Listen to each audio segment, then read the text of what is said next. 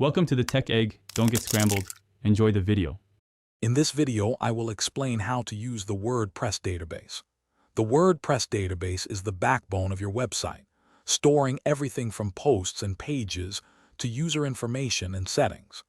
Understanding its structure is crucial for advanced customization and troubleshooting. We'll explore how to access and manage this vital component, ensuring your website runs smoothly and efficiently. Always remember to back up your database before making any changes. To begin, you'll typically access your WordPress database using phpMyAdmin, a popular web-based interface. Most hosting providers offer a direct link to phpMyAdmin within your control panel, such as cPanel or Plesk. You'll need your database credentials, including the username and password, which are usually found in your wp-config PHP file.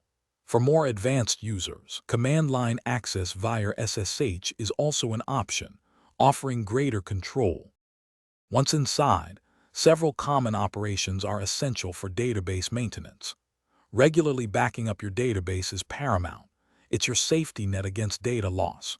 You can also optimize tables to improve query speeds and overall website performance. If issues arise, the repair table function can help fix corrupted data. Additionally, you might manually update specific settings or user roles directly within the database for advanced configurations. When working with your WordPress database, always prioritize best practices.